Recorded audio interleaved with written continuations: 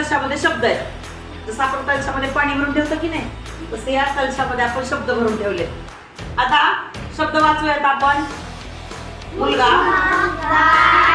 नदी, घर, घोडा, झाड, सूर्य, आई, पुस्तक, चंद्र, चांदणी, फूल, पर्वत, राणी, पाणी, समुद्र, शिक्षक, टेबल, देव, साडी, पेन, राजा, लेखनी, आकाश, शिक्षक, पृथ्वी, दूर, बैल, मुलगी, मुलं. तर बघा आता आपल्याला या शब्दाचं काय करायचं आहे.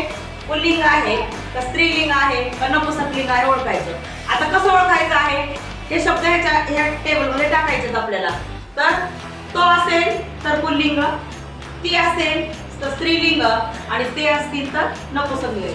प्रत्येक शब्दाला हे लावून बघायचं. आता उदाहरणार्थ मुलगा घेतलं, तो मुलगा होईल, ती मुलगा होईल का ते मुलगा होईल. तो म्हणजे इथं कुठल्या गटात टाकू मी. बर. गाय, ती गाय म्हणतो आपण आहे की नाही, मग स्त्रीलिंग मध्ये येणार. नदी, ती नदी आहे की नाही, कशामध्ये येणार मग स्त्रीलिंग मध्ये येणार. घर, ते घर नपुंसकलिंग मध्ये येणार. झाड, ते झाड नपुंसकलिंग मध्ये येणार. सूर्य, तो सूर्य मग कुठे येणार पुल्लिंग मध्ये. अशा पद्धतीने या शब्द कलशामधले सगळे शब्द स्त्रीलिंग आहेत का पुल्लिंग आहेत का नपुंसकलिंग आहेत त्याच्यामध्ये टाकायचे आणि हा स्वाध्याय पूर्ण करायचा.